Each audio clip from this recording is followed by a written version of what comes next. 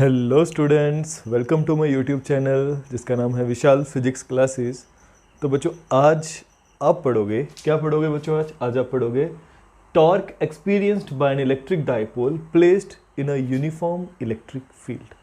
मतलब बच्चों आप आज ये पढ़ोगे कि अगर एक यूनिफॉर्म इलेक्ट्रिक फील्ड में मैं एक इलेक्ट्रिक डाइपोल रख दूँ वो कितनी टॉर्क एक्सपीरियंस करेगा। चलो देखते हैं बच्चों। सबसे पहले यहाँ पे बात आती है यूनिफॉर्म इलेक्ट्रिक फील्ड की। तो भाई ये यूनिफॉर्म इलेक्ट्रिक फील्ड होती क्या है? अब बोलोगे सर आपने पढ़ाई है यूनिफॉर्म इलेक्ट्रिक फील्ड तब बनती है जब हम क्या करते हैं, एक प्लेट लेते हैं जिस पे पॉजिटिव चार्ज डिस्ट्रीब्यूटेड हो और दूसरी प्लेट पे क्या डिस्ट्रीब्यूटेड हो बच्चों? दूसरी प्लेट पे बच्चों डिस्ट्रीब्यूटेड हो negative charge, equal negative charge. ठीक है, दो प्लेट्स हैं, ऐसे कोई दो प्लेट्स हैं बच्चों, इस पे पॉजिटिवली चार्ज, ये पूरी पॉजिटिवली चार्ज है, मतलब इस पे इसकी जो सरफेस चार्ज डिस्ट्रीब्यूशन है बच्चों यहाँ पे पॉजिटिव है, और यहाँ पे बच्चों इसके पूरे सरफेस पे जो चार्ज है, जो चार्ज डिस्ट्रीब्यूशन है बच्चों वो कौन से चार्ज की है? नेगेटिव चार्ज की है। तो बच्चों जब ऐसा होगा तो इसके बीच में ये जो स्पेस है ये एक ऐसा स्पेस होगा जिसमें मैं कहीं पे भी अगर कोई एक टेस्ट चार्ज रखूँ, यहाँ पे रख लूँ, यहाँ पे रख दूँ, यहाँ पे रख दूँ, तो बच्चों वो सेम एक्सपीरियंस करेगा फोर्स। कैसे? चलो देखते हैं। यहाँ पे अगर मैं कोई एक टेस्ट चार्ज रखता हूँ तो भाई पॉजिटिव रिपेल करेगा, नेगेटिव अट्रैक्ट करेगा। यहाँ पे रिपल्शन ज़्यादा, अट्रैक्शन कम। ठीक है, कुछ होगा। सेंटर में रखूँगा, जितनी रिपल्शन उतनी अट्रैक्शन, उतनी ही फोर्स लगेगी। देखो यहाँ पे क्या हुआ, यहाँ पे रिपल्शन ज़्यादा थी, अट्रैक्शन कम थी। यहाँ पे रिपल्शन कम हो गई, अट्रैक्शन ज़्यादा हो गई। यहाँ पे क्या होगा, नेगेटिव के पास है, नेगेटिव ज़्यादा अट्रैक्ट करेगा और रिपल्शन कम हो जाएगी। बट बच्चों सबका सम हमेशा क्या रहेगा? सबका सम हमेशा बराबर रहेगा। तो मतलब इसके बीच में ये जो फील्ड बनी है, एक ऐसी स्पेस, एक ऐसी फील्ड है जो यूनिफॉर्म है, मतलब सेम है, मतलब कांस्टेंट है। यानी कि इस पूरे स्पेस में मैं कहीं पे भी एक टेस्ट चार्ज रखूं वो सेम फोर्स एक्सपीरियंस करेगा। तो इसको हम रिप्रेजेंट कैसे करते हैं? अब बोलोगे सर हम पढ़ चुके हैं, इसको रिप्रेजेंट किया जाता है इक्विडिस्टेंट पैरेलल लाइंस के साथ। कौन सी लाइंस बच्चों? एक बार फिर से कह रहा हूँ, इक्विडिस्टेंट पैरेलल लाइंस, यानी कि इनके बीच की दूरी सेम रहेगी और ये लाइंस पैरेलल होंगी। आपको बच्चों मैंने properties of electric field lines में इसके बारे में बताया था। अगर फील्ड लाइंस कहीं पे दूर दूर जा रही होती तो वीक फील्ड होती, कहीं पे पास पास आ रही होती तो स्ट्रॉन्ग फील्ड होती। बट अगर उनके बीच की स्पेसिंग सेम रहे तो वो ना वीक होंगी ना स्ट्रॉन्ग होंगी, वो जैसी हैं वैसी की वैसी रहेंगी, मतलब सेम रहेंगी। ओके, तो बच्चों ये आपकी आ गई यूनिफॉर्म इलेक्ट्रिक फील्ड। मैं मान लेता हूँ बच्चों यूनिफॉर्म इलेक्ट्रिक फील्ड कितनी है यहाँ पे? E is the uniform electric field जो यहाँ पे है। इसे आप इलेक्ट्रिक फील्ड कहिए, यहाँ पे इलेक्ट्रिक फील्ड इंटेंसिटी कहिए। Is that clear? अब बच्चों इस यूनिफॉर्म इलेक्ट्रिक फील्ड में मैंने क्या किया है, इस यूनिफॉर्म इलेक्ट्रिक फील्ड में मैंने एक इलेक्ट्रिक डाइपोल रखा है। यूनिफॉर्म इलेक्ट्रिक फील्ड में क्या रखना है बच्चों? प्लेस करना है आपने इलेक्ट्रिक डाइपोल को। इलेक्ट्रिक डाइपोल क्या होता है? आप बोलोगे सर इलेक्ट्रिक डाइपोल हम पढ़ चुके हैं, वो एक पेयर होता है। किसका पेयर होता है भाई? आप बोलोगे sir equal and opposite charges का, जिनके बीच की सेपरेशन बड़ी स्मॉल है, और स्मॉल डिस्टेंस को हम क्या लेते हैं? ट्वाइस ए ले रहे हैं यहाँ पे। क्लियर है? अच्छा, ये एक डाइपोल है। इस डाइपोल को आप यहाँ से उठाओ, आपको इसको यहाँ पे रखना। आप ऐसे भी रख सकते हो, मतलब मान लीजिए ये डाइपोल है, इसको उठा के मैं ऐसे भी रख सकता हूँ, ऐसे भी कैसे भी रख सकता हूँ। तो चलो बच्चों मान लेते हैं मैंने उस डाइपोल को कैसे रखा, ऐसे बच्चों मैंने रखा उस डाइपोल को। ठीक है बच्चों, रख दिया भी डाइपोल। ये कौन सा चार्ज? आप बोलोगे सर ये वाला चार्ज माइनस क्यू, ये वाला चार्ज प्लस क्यू। ठीक है, डायरेक्शन होती है बच्चों को डाइपोल मूवमेंट की? आप बोलोगे सर बिल्कुल होती है, माइनस क्यू से प्लस क्यू, ये डायरेक्शन होती है इलेक्ट्रिक डाइपोल मूवमेंट की। तो भाई यहाँ पे डायरेक्शन क्या होगी इलेक्ट्रिक डाइपोल मूवमेंट की? माइनस क्यू से प्लस क्यू, मतलब डायरेक्शन बच्चों ये है माइनस क्यू से प्लस क्यू। अब यहाँ पे बच्चों जो इलेक्ट्रिक डाइपोल मूवमेंट, डाइपोल को इस प्रकार रखा गया है कि यहाँ पे जो इलेक्ट्रिक डाइपोल मूवमेंट की डायरेक्शन है यूनिफॉर्म इलेक्ट्रिक फील्ड के साथ या इलेक्ट्रिक फील्ड के साथ, वो कितनी है बच्चों? कुछ एंगल बना रही है। कितना एंगल बना रही है? मान लेते हैं बच्चों वो एंगल कितना बना रही है? थीटा। कितना एंगल बना रही है बच्चों? थीटा। ओके, तो ये आपका आ गया कि इलेक्ट्रिक डाइपोल। अब क्या होगा जरा समझते हैं। यूनिफॉर्म इलेक्ट्रिक फील्ड में मैंने यहाँ से एक डाइपोल उठा के रख दिया। अब देखते हैं क्या होता है। अब देखते हैं क्या इलेक्ट्रिक फील्ड कुछ करेगी? इलेक्ट्रिक फील्ड तो बच्चों फोर्स लगाती है। ओके, तो भाई इस प्लस क्यू चार्ज पे क्या होगा? ये प्लस क्यू चार्ज है, इसको ये पॉजिटिव रिपेल करेगा, ये नेगेटिव अट्रैक्ट करेगा। तो ये भाई ये कहाँ जाएगा? इस पर कहाँ फोर्स लगेगी? आप बोलोगे सर इस डायरेक्शन में। बिल्कुल सही है। ये इस माइनस क्यू चार्ज को ये पॉजिटिव अट्रैक्ट करेगा, ये नेगेटिव क्या करेगा, रिपेल करेगा। तो भाई ये कहाँ जाएगी, ये चार्ज पे फोर्स लगेगी यहाँ पे। अब क्वेश्चन अराइज होता है सर कितनी फोर्स लगेगी, ठीक है। तो भाई अगर आपको फोर्स चाहिए तो आपने पढ़ा हुआ है जो इलेक्ट्रिक फील्ड होती है वो होती है फोर्स पर यूनिट चार्ज। आप मेरा लेक्चर देख सकते हैं बच्चों इलेक्ट्रिक फील्ड का, मैंने बताया कि इलेक्ट्रिक फील्ड इंटेंसिटी क्या होती है, force per unit test charge. तो भाई ये कितना होगा, F किसके बराबर होगा, Q नॉट E। यानी कि अगर मैं चार्ज को इलेक्ट्रिक फील्ड इंटेंसिटी के साथ मल्टीप्लाई कर दूँ तो मुझे क्या मिल जाएगा, फोर्स। तो भाई यहाँ पे प्लस Q चार्ज है तो यहाँ पे फोर्स क्या, Q नॉट था तो Q नॉट E, Q है तो भाई क्या आएगा प्लस Q। ये बच्चों फोर्स लगी इस पे फोर्स कितनी लगेगी, माइनस Q E। तो भाई दोनों पे फोर्स कितनी है वो आपके सामने है। इसे ऐसे भी समझ सकते थे, as per definition electric field बच्चों ये वो फोर्स है जो कौन एक्सपीरियंस करता है। इलेक्ट्रिक फील्ड इंटेंसिटी क्या होती है, फोर्स होती है जो कौन एक्सपीरियंस करता है, जो एक यूनिट पॉजिटिव चार्ज यानी कि 1 कूलम का चार्ज एक्सपीरियंस करता है। 1 कूलम का चार्ज इतनी फोर्स एक्सपीरियंस करेगा। 2 कूलम का कितना करेगा, बोलोगे सर मल्टीप्लाई बाय 2 कर दीजिए। 3 कूलम का कितना करेगा, मल्टीप्लाई बाय 3 कर दीजिए। तो भाई Q कूलम का कितना करेगा, बोलोगे सर मल्टीप्लाई बाय Q कर दीजिए। यही किया बच्चों मैंने, प्लस Q, ठीक है। वैसे ही माइनस Q कूलम का कितना करेगा, माइनस Q E। तो बच्चों इन दोनों पे जो फोर्स लग रही है वो आपके सामने है बच्चों, फोर्स आपके सामने है, ठीक है। कैसे है, इस पे इस तरफ लग रही है, इस पे इस तरफ लग रही है। तो बच्चों जब ऐसी फोर्स लगे तो क्या होता है, तो क्या होता है, क्या होता है, क्या होता है, जरा देखते हैं। ये रखा मैंने डाइपोल, इस पे एक फोर्स इधर लग रही है, इस पे इधर लग रही है, तो एक फोर्स इधर लगेगी एक इधर। तो भाई ये टर्न करना शुरू नहीं कर देगा, ये तो टर्न करना शुरू कर देगा, ये तो रोटेट करना शुरू कर देगा। जब ये रोटेट करना शुरू हो गया, इलेक्ट्रिक फील्ड में रखा, तो भाई इस पे इस प्रकार फोर्सेस लगी कि ये रोटेट करना शुरू हो गया। रोटेट या टर्न करना, फोर्स लगा कि कोई एक चीज़ टर्न कर रही है, क्या कहते हैं इसको हम। अब बोलोगे सर हमें याद है क्लास 11th में हमने पढ़ा था the turning effect of force is called torque. मतलब इस पे क्या लगी बच्चों, इस पे इसने बच्चों, इस पे अगर हम बात करें, इसने एक्सपीरियंस की है क्या, टॉर्क। इसने क्या एक्सपीरियंस किया बच्चों, torque. And what is torque, the turning effect of force. तो भाई अब मुझे ये टॉर्क यहाँ पे निकालनी है। इज दैट क्लियर, सबसे पहले हमने करना क्या वो पता चल गया। अच्छा जी, तो हमने जो टॉर्क निकालनी थी अब उसकी बात करेंगे, बट सबसे पहले यहाँ पे जो फोर्स लग रही है मैं देखता हूँ नेट फोर्स यहाँ पे कितनी लग रही है। तो बच्चों यहाँ पे अगर हम बात करें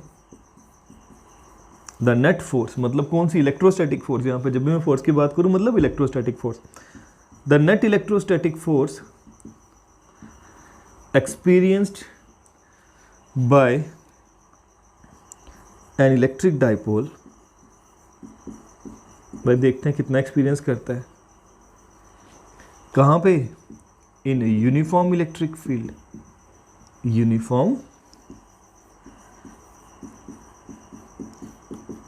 इलेक्ट्रिक फील्ड इज क्या है बच्चों, एक ये वाली फोर्स है, एक ये वाली फोर्स।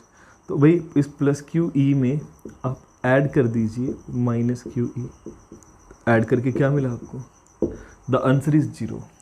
यानी कि इस डाइपोल पे जो नेट फोर्स है वो 0 है। नेट फोर्स 0, नेट फोर्स 0 से क्या मतलब, अगर किसी एक बॉडी पे कोई फोर्स नहीं लग रही तो मतलब वो किस में है, वो ट्रांसलेशनल इक्विलिब्रियम में है।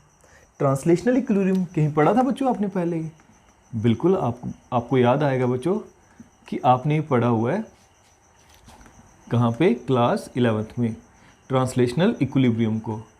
क्या पढ़ा था आपने ट्रांसलेशनल इक्विलिब्रियम को, कि अगर नेट फोर्स किसी भी एक बॉडी पे 0 एक्ट करती है तो वो बॉडी इक्विलिब्रियम में होगी। बट कौन सी इक्विलिब्रियम में, ट्रांसलेशनल इक्विलिब्रियम। मतलब ये कि ट्रांसलेशनल इक्विलिब्रियम का मतलब ये होता है कि भाई ये लीनियरली कहीं ना आगे जाएगी ना पीछे जाएगी। मतलब कौन, इसका जो सेंटर ऑफ मास है एक यहाँ पे था एक यहाँ पे था, भाई दोनों का सेंटर ऑफ मास इसके सेंटर में होगा, तो वो अपनी जगह पे ही रहेगा, वो आगे और पीछे ऊपर और नीचे मतलब लीनियरली ट्रांसलेशनली मूव नहीं करेगा। क्या कर रहा है यहाँ पे, नहीं, ये तो बच्चों ऐसे रोटेट करना शुरू हो जाएगा, इसका सेंटर यहाँ पे वो वहीं पे रहेगा, तो सेंटर ऑफ मास अपनी जगह पे रहेगा, मतलब इसके लीनियर मोमेंटम में कोई चेंज नहीं आया, मतलब इसका सेंटर ऑफ मास मूव नहीं कर रहा। तो ये मतलब था बच्चों ट्रांसलेशनल इक्विलिब्रियम का। तो भाई ये ट्रांसलेशनल इक्विलिब्रियम में है, पहली बात है। दूसरी बात बच्चों देखते हैं, तो दूसरी बात बच्चों यहाँ पे मैंने ये तो बता दिया कि भाई इस पे नेट फोर्स 0 है, मगर बच्चों आपको एक और चीज़ पता होनी चाहिए। क्या पता होना चाहिए, आपके पास मान लीजिए कोई एक रॉड है, एक आपके पास बच्चों रॉड है, इस रॉड पे एक फोर्स ऊपर लग रही है, एक फोर्स नीचे लग रही है, बराबर लग रही है बच्चों।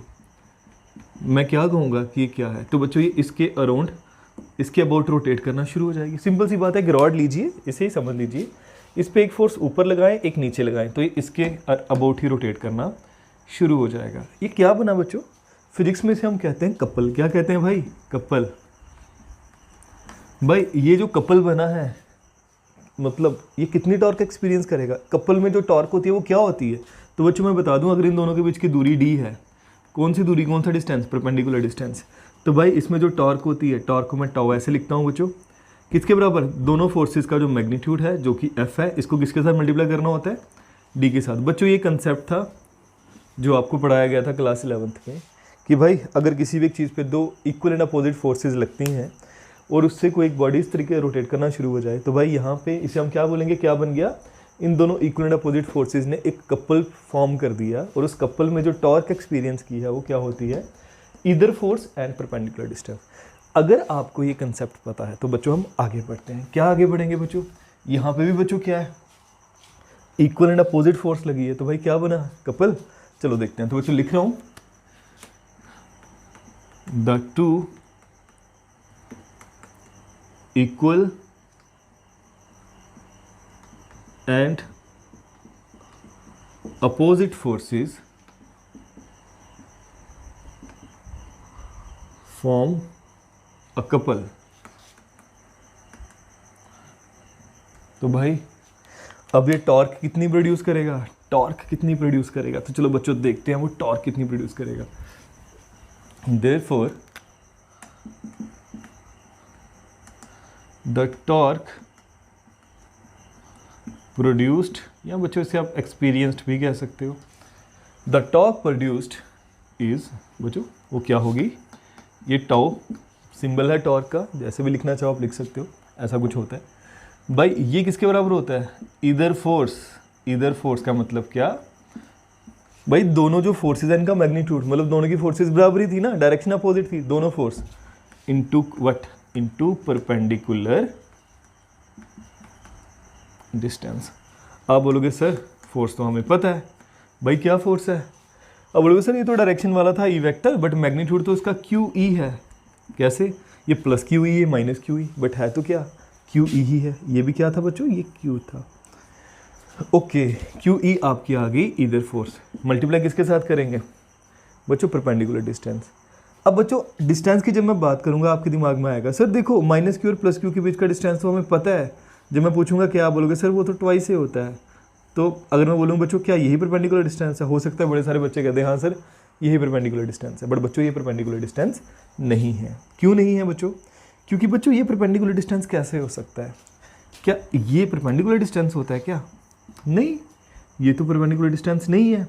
तो बच्चों परपेंडिकुलर डिस्टेंस किसके बीच में? Line of action of two forces. तो आपको क्या करना पड़ता है? इसके लाइन ऑफ एक्शन को प्रोड्यूस करें या फिर इसके लाइन ऑफ एक्शन को प्रोड्यूस करें, फिर यहाँ से जो परपेंडिकुलर आप ड्रा करते हो बच्चों ये है परपेंडिकुलर डिस्टेंस। Got it? फिर से कह रहा हूँ, क्या ये बच्चों परपेंडिकुलर डिस्टेंस है इन दोनों के लाइन ऑफ एक्शन में? नहीं। तो बच्चों आपको क्या करना पड़ेगा? इसको पीछे प्रोड्यूस करें, ऊपर से इसको लेके आए। भाई ये जो आपको डिस्टेंस नज़र आ रहा है ना, ये वाला, this is the perpendicular distance. मैं कोई पॉइंट नाम दे देता हूँ ताकि आपको याद रहे। ये पॉइंट ए है, ये पॉइंट बी है, और ये पॉइंट क्या है बच्चों? ये पॉइंट है आपका सी। तो भाई B C is the perpendicular distance. तो लिख देते हैं भाई परपेंडिकुलर डिस्टेंस यहाँ पे क्या है? B C. बट क्या आपको पता है बी सी कितना है? देखते हैं। बट बी सी है कितना?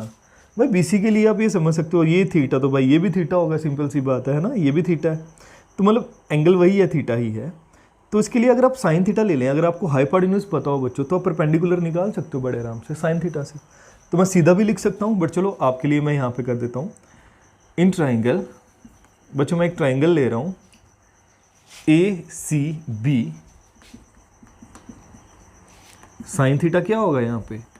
आप बोलोगे sir sine theta perpendicular upon hypotenuse, perpendicular upon hypotenuse, यानी कि बी सी अपॉन हाइपोटेन्यूज क्या है बच्चों? यहाँ पे हाइपोटेन्यूज है यहाँ पे ए बी, तो भाई यहाँ पे आ गया ए बी, विच इंप्लाइज आपका जो BC था बच्चों वो आपका आ गया AB साइन थीटा।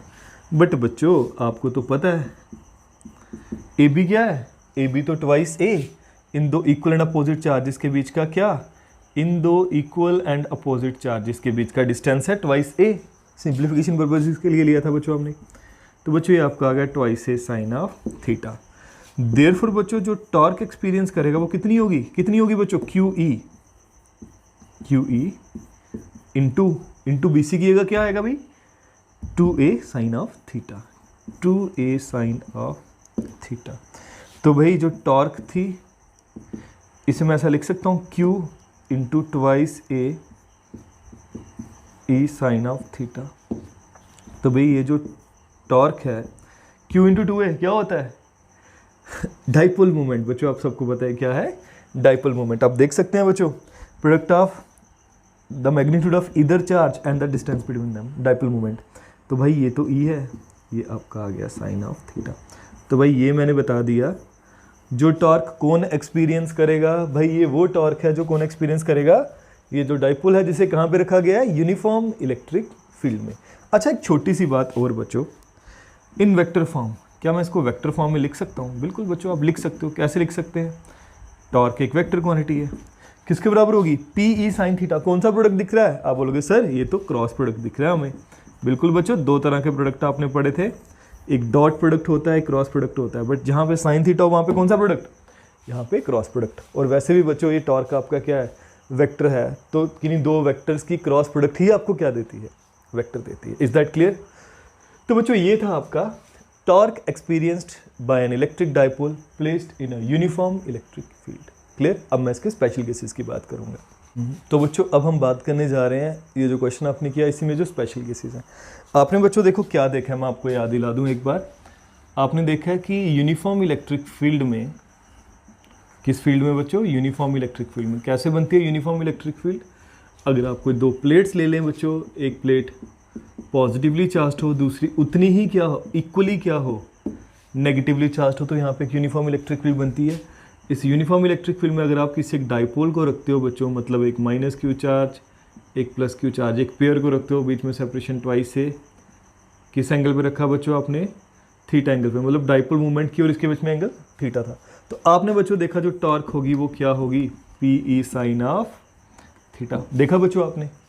ठीक। अब बच्चों मैं इसके स्पेशल केसेस आपको बताता हूँ। मतलब जब भी यही थीटा दिख जाए ना बच्चों, आपको यहाँ पे कहीं एंगल दिख जाए, तो मतलब इसके स्पेशल केसेस होंगे। मतलब थीटा 0 होगा तो क्या होगा, 90 होगा तो क्या होगा, 180 होगा तो क्या होगा। तो चलो बच्चों हर एक एंगल पे देखते हैं यहाँ पे क्या क्या होगा।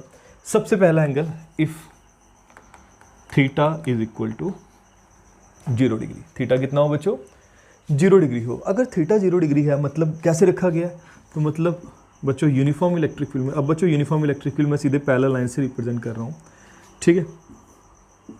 हर बार वैसे ही करते हैं, बोलोगे सर कुछ नया नहीं किया आपने। बिल्कुल बच्चों मैंने कुछ नया नहीं किया है, वही किया है। इसमें बच्चों मैंने डाइपोल कैसे रखा है, थीटा 0 का मतलब क्या, ऐसे यहाँ से पकड़ के इसको ऐसे रखा है, मतलब ये थीटा था ना, ऐसे करते करते इसके पैरेलल कर दो, थीटा क्या हो जाएगा, 0 हो जाएगा। तो भाई इसको ऐसे रखा गया है, ये माइनस क्यू चार्ज, ये plus Q charge, dipole movement की डायरेक्शन तो आपको पता ही है। तो भाई थीटा 0 मतलब डाइपोल मूवमेंट और इलेक्ट्रिक फील्ड डायरेक्शन क्या बच्चों, सेम। तो बच्चों क्या होगा, तो टॉर्क आप बोलोगे सर वो PE साइन ऑफ 0 होता है, साइन 0 इज, आप बोलोगे सर 0, तो भाई टॉर्क क्या 0। क्या टॉर्क 0 आनी चाहिए थी? चलो बच्चों मैं यहाँ पे देखता हूँ। हाँ भाई अगर हम ऐसे कोई डाइपोल को रखते तो माइनस क्यू चार्ज को ये प्लस क्यू क्या करता, इधर अट्रैक्ट करता, प्लस क्यू को ये माइनस क्यू इधर अट्रैक्ट करता। तो भाई सिंपल सी बात है, यहाँ पे रखेंगे डाइपोल को, जितनी फोर्स यहाँ लगेगी उतनी फोर्स यहाँ लगेगी, कहीं जाएगा नहीं जाएगा, रोटेट करेगा नहीं करेगा, इसलिए टॉर्क क्या, इसलिए टॉर्क किया। तो बच्चों मैं बोलूँगा कि ये जो डाइपोल है ये किस में है, मैं बोलूँगा टॉर्क 0 मतलब ये इक्विलिब्रियम में है। बच्चों सिंपल सी बात है, नेट फोर्स 0 हो तो भी इक्विलिब्रियम में, नेट टॉर्क 0 तो भी इक्विलिब्रियम में। तो भाई ये किस इक्विलिब्रियम में है, it is in a stable equilibrium, stable equilibrium. अब बोलोगे सर इक्विलिब्रियम तो चलो पता चल गया कि भाई नेट फोर्स या नेट टॉर्क 0 हो तो उसके बेसिस पे ट्रांसलेशनल या रोटेशनल इक्विलिब्रियम होता है। बट स्टेबल का क्या मतलब है, चलो बच्चों डिस्कस करते हैं, थोड़ा सब्र रखो, है ना। सब्र करो बच्चों थोड़ा, आपको बताते हैं स्टेबल इक्विलिब्रियम का क्या मतलब है। बट उससे पहले बच्चों आपको कुछ चीज़ें और, अगर थीटा बच्चों क्या है, अगर थीटा मैं 90 डिग्री रखता हूं तो क्या होता है, तो भाई अगर थीटा कितना है, अगर थीटा 90 डिग्री है तो क्या होगा। तो बच्चों ये कैसे होगा, डाइपोल मूवमेंट देखो यहाँ पे, ये दोनों सेम डायरेक्शन में थे ना, इसको ऐसे कर दो, इसके 90 डिग्री हो जाएगा। तो भाई ये रखा मैंने, क्या रखा भाई, ये वही आपकी यूनिफॉर्म इलेक्ट्रिक फील्ड,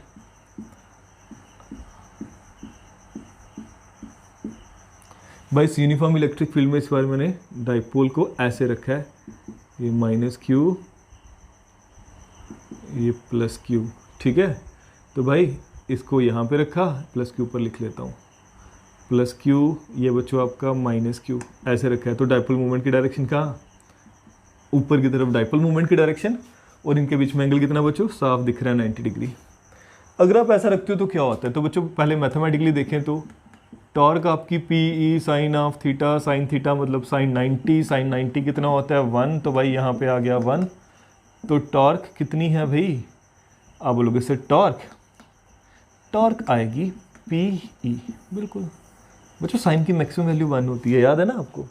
अगर साइन की मैक्सिमम वैल्यू 1 है तो भाई ये किसकी मैक्सिमम वैल्यू है, ये टॉर्क की, देयर विच इज़, मैं लिख दूंगा भाई ये क्या है, टॉर्क की मैक्सिमम वैल्यू है किसी एक एंगल के लिए, मतलब टॉर्क बड़ी ज़्यादा होगी। क्या टॉर्क वाकई बड़ी ज़्यादा होगी, चलो देखते हैं बच्चों। भाई इस माइनस क्यू को ये नेगेटिव रिपेल कर रहा है, ये पॉजिटिव अट्रैक्ट कर रहा है, तो भाई ये इधर जाएगा। इस प्लस क्यू को ये पॉजिटिव रिपेल कर रहा है, नेगेटिव अट्रैक्ट कर रहा है, तो भाई ये इधर जाएगा। अब आपके सामने ही है सारा, ऐसे एक रखा गया है भाई, डाइपोल एक इधर खींच रहा है किधर, ये तो बच्चों रोटेट करना शुरू हो जाएगा और बड़े अच्छे से रोटेट करेगा, मतलब टॉर्क क्या होगी, मैक्सिमम होगी।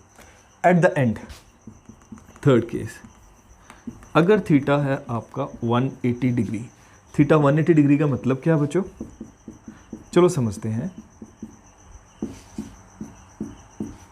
भाई थीटा 180 डिग्री का ये मतलब है कि आपने भाई यूनिफॉर्म इलेक्ट्रिक फील्ड में, थोड़ा छोटा कर देते हैं इसको, आपने डाइपोल को इस प्रकार रखा है कि भाई डाइपोल मूवमेंट की डायरेक्शन कुछ और है। कैसे कुछ और है, जरा समझने की कोशिश करते हैं। भाई यहाँ पे आपका कौन सा चार्ज, यहाँ पे माइनस प्लस क्यू, यहाँ पे माइनस क्यू, नहीं गलत हो गया, यहाँ पे बच्चों प्लस क्यू, यहाँ पे क्या माइनस क्यू, तो डाइपोल मूवमेंट की डायरेक्शन ये आ गई। बिल्कुल बच्चों, डाइपोल मूवमेंट की डायरेक्शन आपकी ये है, ये डाइपोल मूवमेंट, ये इलेक्ट्रिक फील्ड, दोनों एक दूसरे के अपोजिट, अपोजिट मतलब कितना एंगल बच्चों, एंगल 180 डिग्री। तो भाई अब टॉर्क कितनी आएगी, अब बोलोगे सर टॉर्क लिख दीजिए साइन ऑफ 180, और साइन 180 कितना होगा, आप बोलोगे सर पता है हमें साइन 180 तो 0 होता है, तो भाई टॉर्क कितनी आ गई 0, टॉर्क 0। आप बोलोगे सर ये तो वही बात होगी, कौन सी, इक्विलिब्रियम की, ये इक्विलिब्रियम आ गया। बिल्कुल बच्चों ये इक्विलिब्रियम है, तो मैं बोलूँगा कि ये इक्विलिब्रियम है, तो बट ये कौन सा इक्विलिब्रियम है, मैं बोलूँगा अनस्टेबल। कौन सा इक्विलिब्रियम, अनस्टेबल इक्विलिब्रियम। एक बार फिर से आप बोलोगे सर आपने स्टेबल का भी नहीं बताया और अनस्टेबल का भी नहीं बताया, क्या मतलब होता है स्टेबल अनस्टेबल इक्विलिब्रियम का। तो बच्चों मैं आपको कुछ इस तरह बताऊंगा, मुझे आप ये बताएं, एक कंटेनर है बच्चों यू शेप्ड, यहाँ पे मैंने एक बॉल रखी है और इसी मैंने यू शेप कंटेनर को उल्टा कर दिया और इसके यहाँ पे एक बॉल रखी है। बच्चों पहले बड़ी मुश्किल से मैंने इसको यहाँ पे क्या किया था, इसको अब यहाँ पे प्लेस किया, इसको यहाँ पे प्लेस किया, रुकी हुई है। अगर मैं इसको थोड़ा सा अपनी जगह से हिला दूँ तो भाई ये क्या करेगी, आगे जाएगी, बट फिर से वापस आने की कोशिश करेगी ना, ठीक है। बट अगर मैं इसको थोड़ा सा हिला दूँ, ये एक बार यहाँ पे गई तो बच्चों ये उसके बाद ऊपर चढ़ेगी, नहीं चढ़ेगी भाई, फिर से वापस नहीं आएगी। तो इसको थोड़ा सा झटका लगा, ये हिल गई अपनी जगह से, इसको थोड़ा सा झटका लगा, गई आगे, बट फिर से कोशिश की अपनी वही पोजीशन को पाने की। क्या कहते हैं इसको हम, आप बच्चों बड़े अच्छे से अपना काम कर रहे हो, बड़ा अच्छा आपका करियर चल रहा है, सब कुछ अच्छा चल रहा है, किसी ने बस आपको थोड़ा सा हिला दिया और आप बिल्कुल ही हिल गए, आप फिर से उस पोजीशन तक पहुंच नहीं कर पाए, आप बाउंस बैक ही नहीं कर पाए, मतलब आप भाई स्टेबल नहीं थे। स्टेबल कौन होता है, जिसको अगर आप अपनी जगह से जितना मर्जी हिला दो, जितनी मर्जी हिलाने की कोशिश कर दो, आप फिर से अपना वही मुकाम पाओगे, फिर से अपनी वही पोजीशन को हासिल करोगे। तो आप बोलोगे कि भाई क्या है, आप क्या हो, आप बड़े स्टेबल हो। वैसा ही कुछ यहाँ पे है, इसको थोड़ा सा किया, ये वापस अपनी जगह पे नहीं आएगा, मतलब ये स्टेबल नहीं था। इसको किया, ऊपर जाएगा, फिर से वापस आएगा, अगर इधर भी गया तो फिर से वापस आएगा, मतलब ये क्या है, स्टेबल है। अब बोलोगे सर समझ आ गया ये वाला, बट यहाँ पे कैसे पता चलेगा कि भाई ये स्टेबल है और ये अनस्टेबल है।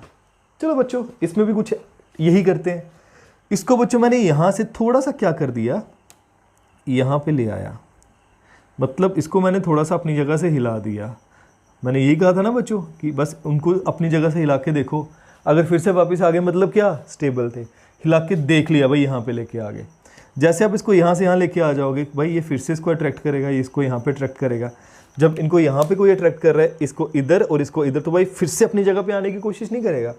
ऐसे था, जब फिर से यहाँ पे अट्रैक्शन कुछ ऐसे, इसको इधर, इसको इधर, इसको इधर खींचना है, इसको इधर खींचना है, तो फिर से अपनी जगह पे आएगा। भाई ये तो कोशिश कर रहा है फिर से अपनी जगह पे वापस आने की। अगर मैं इसको थोड़ा सा भी डिस्प्लेस करूँ, मतलब ये किस में है, मतलब ये इक्विलिब्रियम तो भाई है, बट कौन सा इक्विलिब्रियम, स्टेबल।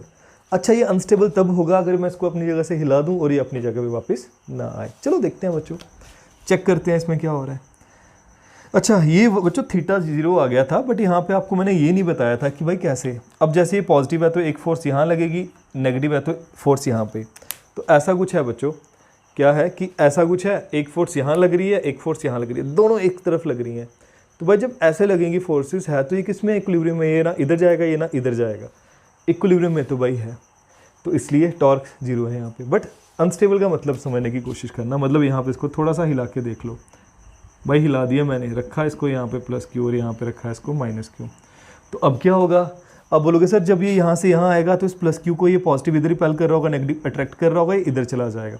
इस माइनस क्यू को ये नेगेटिव रिपेल कर रहा होगा, ये पॉजिटिव अट्रैक्ट कर रहा होगा, ये यहाँ पे चला जाएगा। तो भाई अब खुद सोचो, जब ये यहाँ गया, एक फोर्स इधर लग रही है, एक फोर्स इधर लग रही है, तो क्या ये वापस आएगा, नहीं। आप बोलोगे सर और ज़्यादा ऐसे हो जाएगा, ऐसे होकर रोटेट करना शुरू हो जाएगा, मतलब ये अपनी जगह पे वापस नहीं आएगा।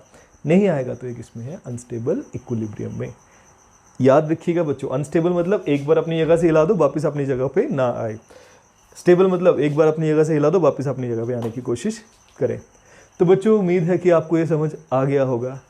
तो बच्चों ये रहा आपका अगला टॉपिक जो आपके पिछले टॉपिक से जुड़ा हुआ है। मतलब कौन से टॉपिक से जुड़ा हुआ है कि इलेक्ट्रिक यूनिफॉर्म इलेक्ट्रिक फील्ड में इलेक्ट्रिक डाइपोल रखा है आपने। अच्छा उसमें बच्चों अब अगला टॉपिक मतलब जो बताने जा रहा हूँ है potential energy of dipole in a uniform electric field. मतलब डाइपोल को यूनिफॉर्म इलेक्ट्रिक फील्ड में ही रखा है। जैसे बच्चों पहले था, पहले क्या था, ऐसा कुछ था कि भाई यूनिफॉर्म इलेक्ट्रिक फील्ड में डाइपोल रखा गया था।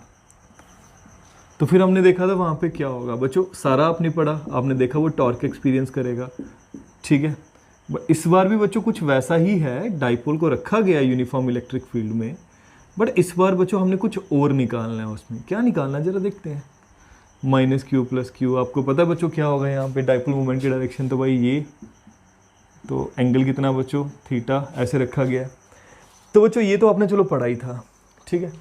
अब बच्चों कहा गया पोटेंशियल एनर्जी निकालनी है उस डाइपोल की जो यूनिफॉर्म इलेक्ट्रिक फील्ड में रखा गया। क्या मतलब पोटेंशियल एनर्जी? आप बोलोगे सर पोटेंशियल एनर्जी तो तब होती है जब हम वर्क करते हैं, है ना, वर्क करते हैं। और वो किसकी वजह से होती है? आपको याद आएगा सर क्लास 11th में हमने पढ़ा था, वो दो तरह की होती है, एक इलास्टिक होती है, ग्रेविटेशनल होती है, और अब आप पढ़ोगे इस चैप्टर में इलेक्ट्रोस्टैटिक भी होती है। अच्छा पोटेंशियल एनर्जी बच्चों पोजीशन की वजह से होती है, कन्फिगरेशन की वजह से, बिल्कुल होती है। यहाँ पे बच्चों कुछ ऐसा है। तो भाई ये रहा आपका डाइपोल। आपको पता है कि भाई ये डाइपोल क्या करेगा, यहाँ पे इधर फोर्स इधर लगेगी, इस पे इधर फोर्स लगेगी, ये तो टर्न करेगा इसके अबाउट। तो बच्चों इसको अगर यहाँ पे रखूँ तो इसको यहाँ जाना चाहिए, क्लॉकवाइज रोटेट करना चाहिए, बट बच्चों मैंने इसको क्लॉकवाइज रोटेट करने से रोक दिया और मैंने इसको क्या किया, इसके अपोजिट रोटेट करना शुरू कर दिया। तो बच्चों मुझे काम करना पड़ेगा, कौन सी टॉर्क के अगेंस्ट करना पड़ेगा, जो क्लॉकवाइज थी, जो इलेक्ट्रिक फील्ड लगा रही थी टॉर्क, उसके अगेंस्ट बच्चों मुझे काम करना पड़ेगा। करते करते करते करते मान लीजिए बच्चों मैं डाइपोल को यहाँ ले आया, तो भाई जो मुझे काम करना पड़ा वो काम किस में स्टोर हो जाएगा, वो काम स्टोर हो जाएगा। अब कोई याद आएगा, हाँ सर ये काम स्टोर होते हैं, किस में स्टोर होते हैं, पोटेंशियल एनर्जी में स्टोर होते हैं। तो भाई ये वही पोटेंशियल एनर्जी है। चलो आपको कुछ और एग्जांपल्स देता हूँ क्लास 11 से। आपका ग्राउंड, ये ग्राउंड है बच्चों, इस ग्राउंड पे ये ऑब्जेक्ट रखा है। अब इस ऑब्जेक्ट की बात करें, अर्थ इसको अपनी तरफ अट्रैक्ट कर रही थी, आप इसको ऊपर लेके जाना चाहते हो तो आपको कम से कम उतनी फोर्स ऊपर लगानी पड़ेगी ताकि जीरो एक्सेलरेशन हो जाए। फिर आपने मतलब इसको यहाँ से बच्चों आप यहाँ तक लेके आ गए, लेट इट भी आप इस पोजीशन तक लेके इसको आ गए। तो जो बच्चों आपको काम करना पड़ा वो काम क्या था? आप बोलोगे सर फोर्स डॉट डिस्प्लेसमेंट, यानी कि ऊपर वाली फोर्स mg, डिस्प्लेसमेंट भी सेम डायरेक्शन में h। तो आप बोलोगे सर वर्क डन तो mgs था, और ये वर्क डन किस में स्टोर हुआ था? आपको याद आ जाएगा सर ये ग्रेविटेशनल पोटेंशियल एनर्जी में स्टोर हुआ था वर्क डन। वैसे ही बच्चों अगर हम किसी, देखो ये वाली जो फोर्स थी ग्रेविटेशनल फोर्स, ये कंजर्वेटिव फोर्स थी, इसके अगेंस्ट आपने काम किया, वो स्टोर हो गया in the form of potential energy. वैसे ही बच्चों electrostatic force is also conservative force. भाई इसके अगेंस्ट किया गया काम भी किसमें स्टोर हो जाएगा, इसके अगेंस्ट किया गया काम भी स्टोर हो जाएगा किसमें, पोटेंशियल एनर्जी में। तो भाई अगर आपसे कोई पूछे व्हाट इज पोटेंशियल एनर्जी, आप बोलोगे sir it is the energy possessed by the dipole by virtue of its particular position in electric field. इसकी पोजीशन क्या है, कैसे रखा है, कितना रोटेट करके कैसे वहाँ पे रखा है, उसकी पोजीशन की वजह से इसमें क्या होगी, क्या होगी, पोटेंशियल एनर्जी होगी। जैसे बच्चों ग्रेविटेशनल फील्ड में, अर्थ की ग्रेविटी में, ये मार्कर मैंने यहाँ पे रखा, तो भाई इसकी पोजीशन की वजह से इसमें इस वक्त क्या है, पोटेंशियल एनर्जी है, मतलब पोटेंशियल करने की एनर्जी है, मतलब पोटेंशियल है कि कोई काम करेगी ये एनर्जी, ये ऑब्जेक्ट कैसे छोड़ूंगा तो वापस आएगा, मतलब इसके अंदर पोटेंशियल था काम करने का, मतलब इसमें क्या है, पोटेंशियल एनर्जी। वैसे बच्चों इसको अगर मैं यहाँ पे रखूँगा छोड़ूंगा तो ये मूव करेगा, मतलब इसमें क्या है, इसमें भी पोटेंशियल एनर्जी है। इज दैट क्लियर बच्चों? तो बच्चों पोटेंशियल एनर्जी क्या होगी, चलो देखते हैं। इतना तो बच्चों अब आपको पता चल ही गया है कि भाई ये क्या होती है, ये वो है जो किसी पोजीशन की वजह से हो। इसमें आप बच्चों एक चीज़ जानते हो कि अगर आप एक डाइपोल को यूनिफॉर्म इलेक्ट्रिक फील्ड में रखते हो, तो आपने देखा था बच्चों ये जो टॉर्क एक्सपीरियंस करेगा वो PE साइन ऑफ थीटा होगा। यस सर, नो, यस यही होगा, आपने अभी पढ़ा। आप लिखोगे सर हमें पता है भाई टॉर्क तो ये थी, हमें वर्क निकालना है क्योंकि वर्क ही एनर्जी है, आपको पता है। ओके, टॉर्क ये है। तो बच्चों अगर आप एक स्मॉल क्या करते हो, अगर आप इसको बड़ा ही स्मॉल रोटेट करते हो, यहाँ से थोड़े एंगल पे रोटेट करते हो, तो आपको कोई काम करना पड़ेगा, बिल्कुल करना पड़ेगा बच्चों। तो बच्चों the small amount of work done, the small amount of work done in rotating the dipole by small angle d theta is, तो भाई वो क्या होगा, जैसे बच्चों फोर्स वर्क डन की बात करूँ, small amount of work done की, फोर्स इनटू स्मॉल डिस्प्लेसमेंट, जो अगर सीधा लिखना चाहूँ तो वो ये होगा, अगर दोनों का वो सेम डायरेक्शन है तो। वैसे ही बच्चों जो small amount of work done होगा एंगुलर उसमें, तो फोर्स की जगह कौन लेता है, टॉर्क। और बच्चों लीनियर डिस्प्लेसमेंट की जगह कौन लेता है, आप बोलोगे सर एंगुलर डिस्प्लेसमेंट, बिल्कुल सही है। तो भाई बट टॉर्क तो आपको पहले की पता है, ठीक है। इसे इक्वेशन आप मान लीजिए सेकेंड। तो भाई करते हैं इसको यूज़।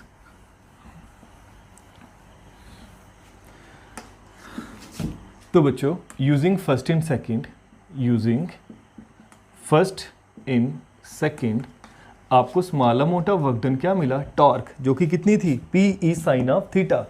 तो भाई लिख दिया मैंने यहाँ पे PE sine of theta into d theta, ये small amount of work done. Total के लिए आप बोलोगे सर इंटेग्रेट कर दो, इंटेग्रेटिंग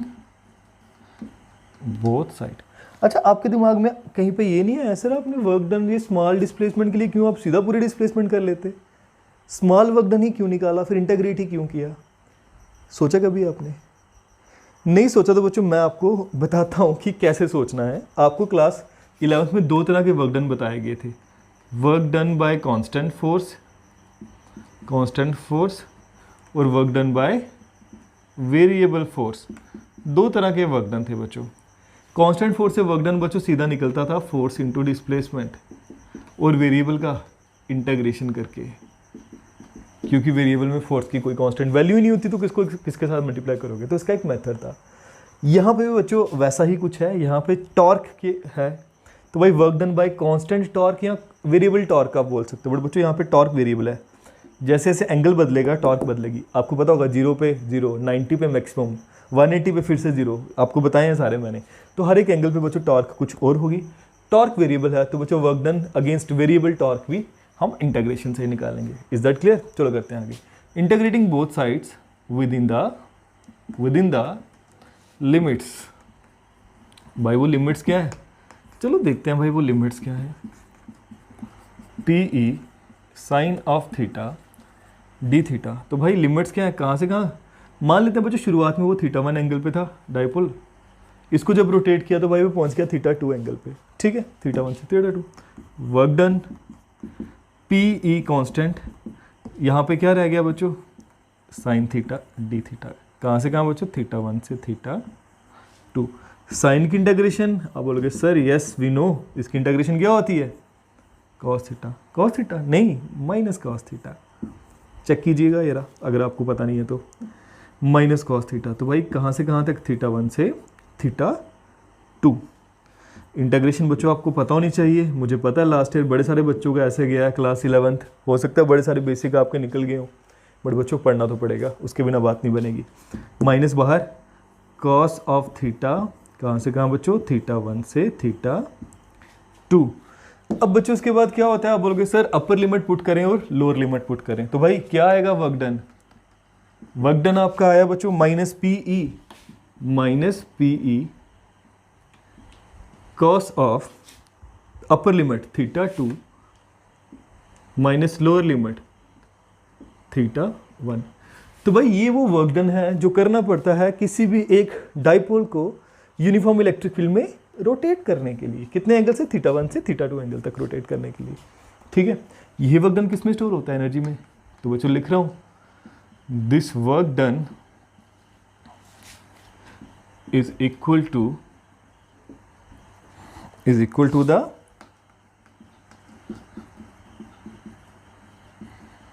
पोटेंशियल एनर्जी, यानी कि एनर्जी को तो यू के साथ लिखते हैं, जो एनर्जी होगी वो ये होगी। तो बच्चों ये एक आपने बता दिया, मगर बच्चों चलो एक हम इसका स्पेशल केस देखते हैं।